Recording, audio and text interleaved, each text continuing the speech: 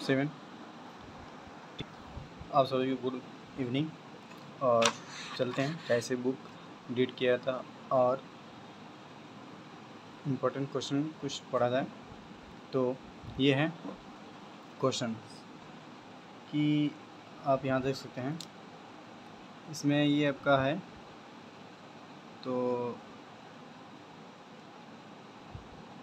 Zoom दिखा सकते हैं या फिर तो आप आगे देखिए। नेक्स्ट लिखा है इसमें कि 4 क्रोमोसोम वाली कोशिका में अर्धसूत्र और जनन कोशिका उत्पादन देख सकते हो कि कैसे ये क्रोमोसोम बनते हैं और जनन की कोशिका बनने के दौरान कैसे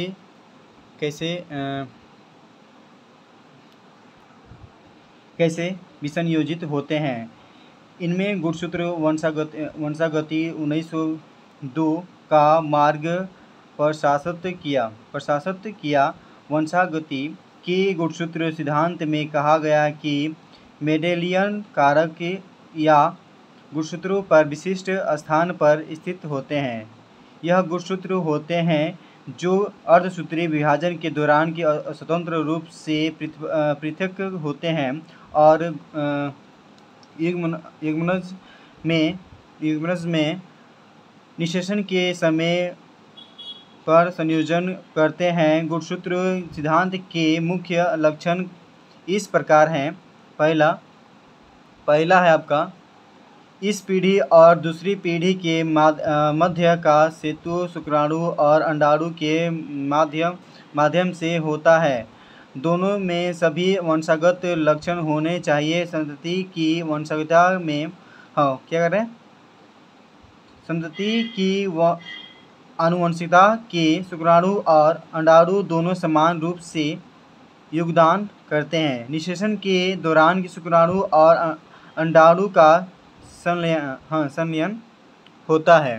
ठीक, नेक्स्ट संलयन होता है। जैसे वंशानुगत लक्षण की केंद्रीय सामग्री द्वारा शासित होते हैं, केंद्र में गुणसूत्र होते हैं, इसलिए गुणसूत्रों में वंशानुगत विशेषक होने चाहिए। प्रत्येक गुणसूत्र या गुणसूत्र जोड़े की व्यक्ति के विकास में एक निश्चित भूमिका होती है। एक पूर्ण या गुणसूत्र के भाग का हास्य जीव में संरचनात्मक और कार्यात्मक कमी उत्पन्न करती है। नेक्स्ट 4th है, कह रहा है कि वंशानुगत लक्षणों की तरह गुणसूत्र एक जीव के जीवन भर और पीढ़ी से पीढ़ी एक अपनी संख्या, संरचना और व्यक्तित्व को बनाए रखते हैं। दोनों का न तो ह्रास होता है और न ही मिश्रित होते हैं। वे इकाइयों के रूप में व्यवहार करते हैं।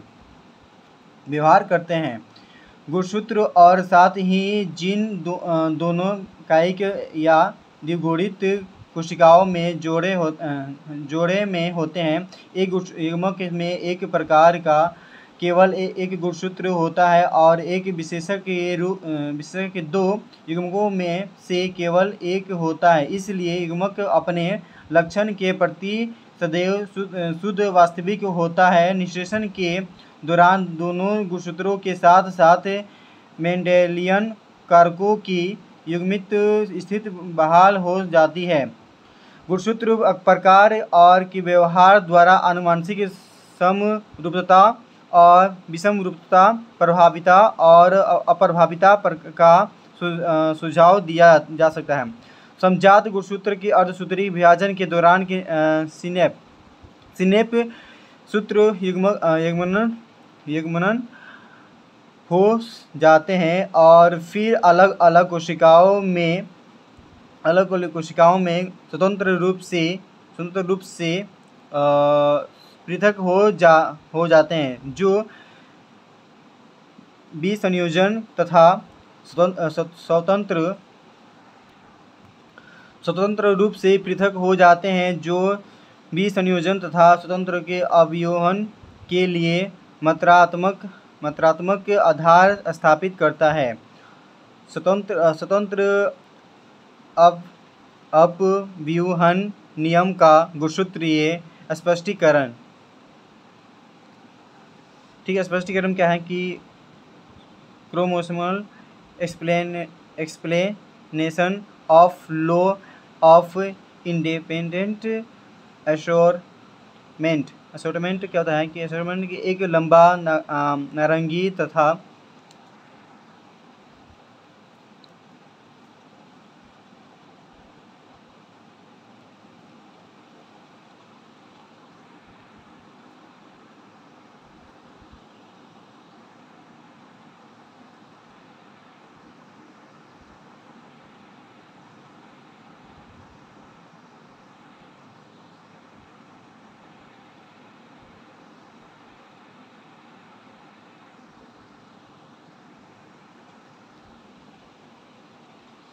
चलिए, एक लंबा नारंगी तथा छोटा हरा, ठीक, क्रोमोसोम और लंबा पीला और छोटा लाला क्रोमोसोम एक ही ध्रुव पर एक लंबा नारंगी तथा छोटा लाला क्रोमोसोम और लंबा पीला और छोटा हरा क्रोमोसोम एक ही ध्रुव पर। ठीक है, इसको बोलते हैं कि अर्धसूत्र या पश्चावस्था या अर्धसूत्र 1 पश्चावस्था। इसमें होती है अर्धसूत्र की 2 यानी कि पश्चावस्था, अर्धसूत्र 2 पश्चावस्था दोनों की है। जनन कोशिकाएं पश्चावस्था। ठीक, संभावना होता है 1IO2 होता है। इसमें क्या होता है कि ड्रोसोफिला मेलानोगेस्टर, ठीक, ड्रोसोफिला मेलानोगेस्टर की फल मक्खी से आप जानते हैं, फल मक्खी जो लगते हैं फल में, फूलों में या फल में, तो फल मक्खी ड्रोसोफिला लगभग 2 मिलीमीटर आकार की एक छोटी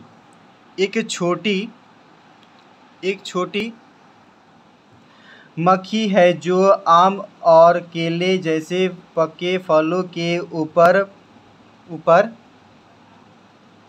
ऊपर पाई जाती है।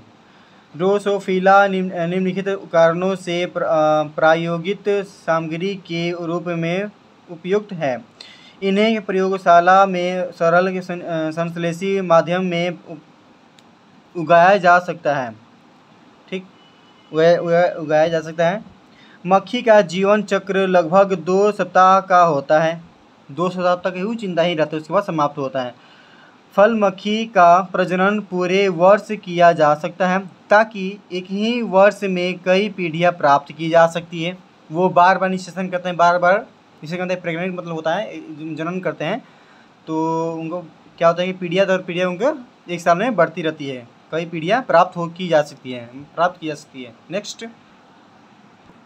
तो देख सकते हैं ये मधुमक्खी है, मादा और मतलब मेल और फीमेल। ठीक है, तो ये होगा नर और मादा, नर और मादा। अब देखिए क्या हो रहा है, कह रहा है ये प्रश्न तीसरा कि एक एकल की मैथुन की सैकड़ों संततियाँ उत्पन्न होती है। ठीक, सैकड़ों उत्पन्न होती है। मादाएं बड़े शरीर के आकार और डिंब ग्रंथि अंडे देने वाली संरचना की उपस्थिति से नर से आसानी से पहचानी जा सकती है। समझ में आया? ये जो नर दिख रहा है ये मादा दिख रहा है, इसमें आपको देखने से पता चलेगा कि कौन नर है और कौन फीमेल है, मतलब कौन मादा है कौन नर है, मेल और फीमेल पता चलेगा। नेक्स्ट, इसमें आपको हो जाएगा, इसमें आकारिकी रूप से भिन्न गुणसूत्रों की छोटी लघु संख्या 4 जोड़ी होती है। इसमें आनुवंशिक विविधताओं के अनेक प्रकार थे, जो क्षमता वाले माइक्रोस्कोप सूक्ष्मदर्शी से देखे जा सकते हैं।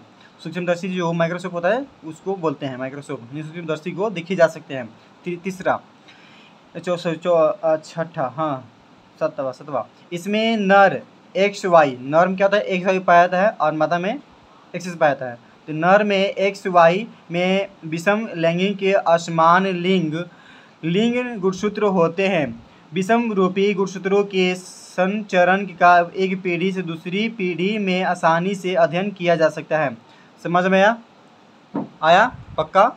चलिए आगे चलते हैं।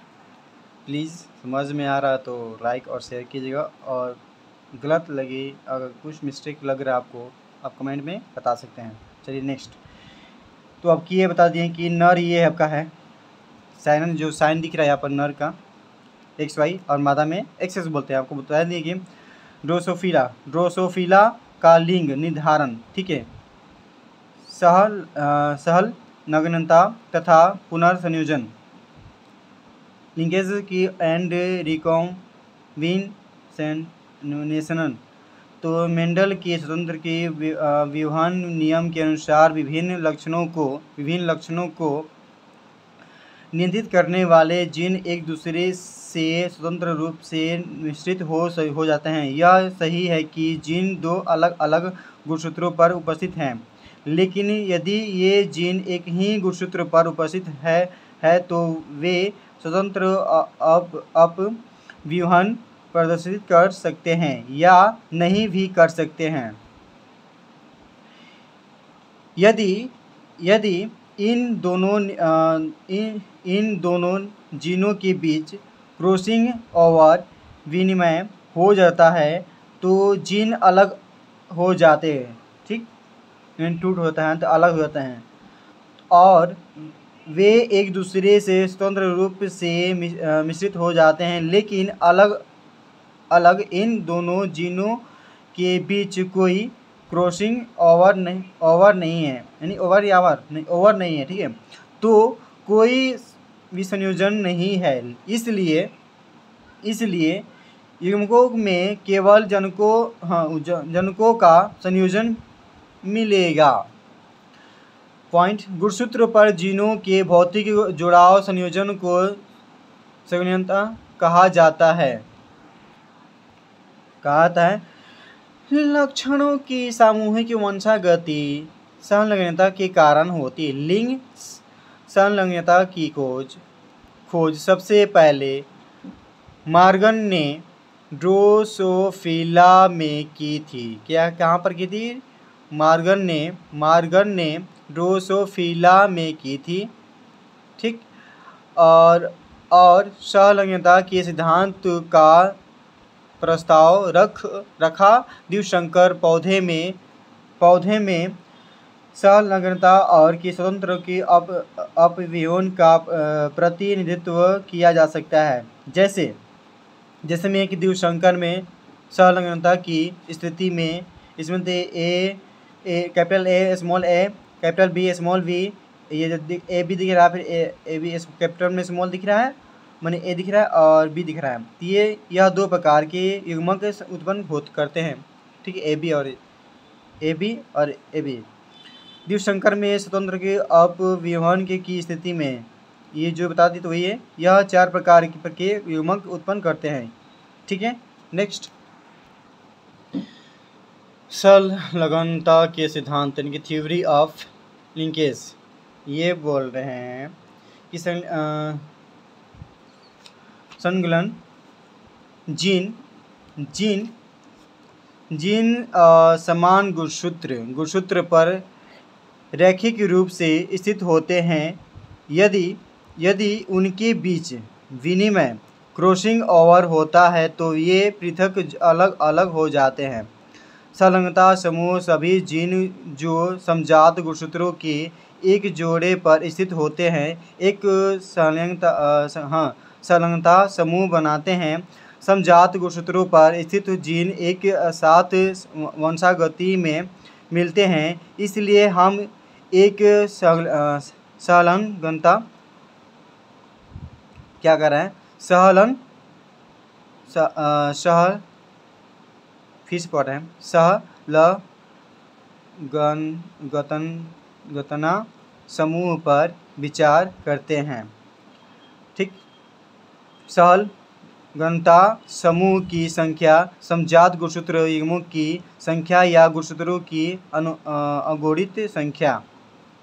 आप देख सकते हैं ये 2n युग्मक संलग्नता समूह और मटर 4 यानी कि 2n होता है, n की 7 मक्का 20 यानी कि 10 ड्रोसोफिला यानी कि 2n के 8 में होता है और n जो 4 होता है, जो में 2n कितना है 14 होता है और में 7 से होता है।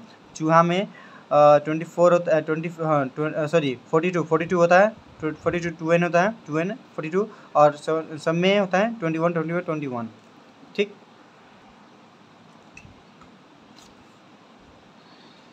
जी ये है आपका सहल गणता की सामर्थ्य। A1y जीनों के बीच की दूरी।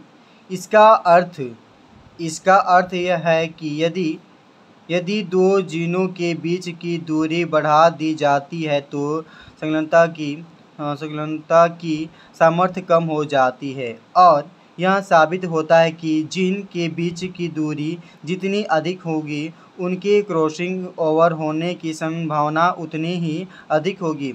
क्रॉसिंग ओवर की स्पष्ट संलग्नता को विघटित या बिगाड़ देता है। क्रॉसिंग ओवर द्वारा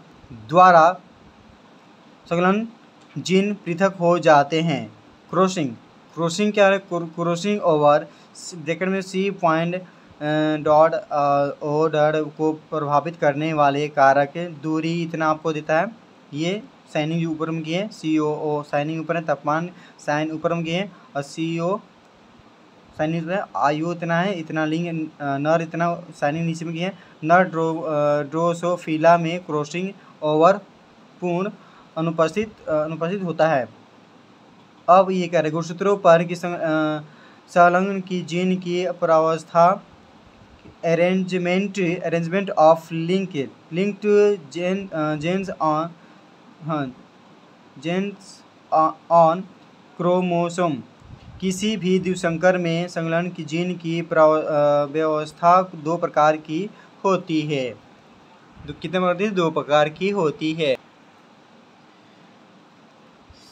समकक्ष व्यवस्था जब दो प्रभावी जीन एक ही गुणसूत्र पर स्थित होते हैं और दोनों अपर प्रभावी जीन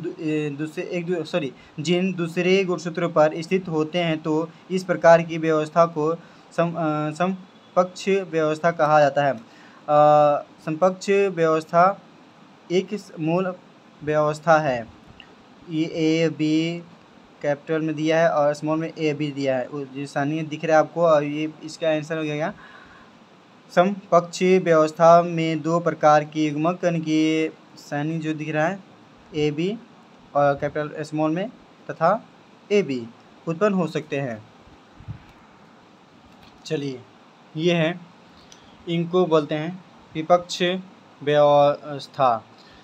जब एक गुणसूत्र में एक प्रभावी और एक अपर प्रभावी जीन होता है और दूसरे गुणसूत्र में भी एक प्रभावी और एक अप्रभावी जीन होता है तो इस प्रकार की व्यवस्था को विपक्ष व्यवस्था कहते हैं। विपक्ष व्यवस्था मूल वास्तविक रूप नहीं है। यह क्रॉसिंग ओवर के कारण होता है। फुल स्टॉप की विपक्ष व्यवस्था में भी दो प्रकार के युग्मक बनते हैं, लेकिन यह समकक्ष व्यवस्था AB तथा ABC अलग होते हैं। ऐसा क्यों भी है? आपको सानी ये दिख रहा है। ये बोल रहे हैं कि संलग्नता की प्रकार संलग्नता की दो प्रकार की होती हैं। ठीक, कोई नहीं। पहला पूर्ण सहलगनता जिसमें जीन हमेशा उनकी जनकीय संयोजन दर्शाती है, यह कभी भी नया संयोजन नहीं बनाती है। इसमें क्रॉसिंग अनुपस्थित होता है। इस प्रकार जिन गुणसूत्रों के अधिक निकट स्थित होती है अधिक निकट स्थित होती है इस प्रकार की व्यवस्था प्रकृति में बहुत कम होती है, जैसे ड्रोसोफिला मादा सिल्क मोथ यानी कि दूसरा अपूर्ण सहलगनता। जब संतति में जनकीय संयोजन के साथ साथ नए संयोजन भी दिखाई देता है तो इस प्रकार की संयोजनता को अपूर्ण की संलग्नता कहा जाता है। नए संयोजन की क्रॉसिंग ओवर के कारण बनते हैं सहलनता के अनुप्रयोग। ठीक, संलग्नता जीनों के बीच की दूरी को अपूर्ण संलग्नता द्वारा पहचाना जा सकता है। इसकी इकाई मार्गन है कि संलग्नता की समर्थन की की संलग्न की जीन के माध्यम दूरी क्रॉसिंग की ओवर होता है। वन होता है कि अनुमानसिक मानसिक संलग्नता मानसिक गुणसूत्र मानसिक। ओके, इतना ही तक रखते हैं और नेक्स्ट मिलेंगे। और अच्छा लगे तो प्लीज़ शेयर सब्सक्राइब कीजिएगा, क्योंकि बहुत मेहनत लग रहा है और देख रहे हैं कि आप थोड़ा सा मिस्टेक हो रहा है। ऐसे मेरा आवाज़ ही ऐसा है, तो इससे कोई प्रॉब्लम नहीं है। और आपको थोड़ा सा मिस्टेक लगे इसमें कमेंट करके बता सकते हैं कि क्या सही है और क्या नहीं है। ठीक है, थैंक यू सो मच। मिलते हैं अगले एपिसोड में, यानी कि लेक्चर में।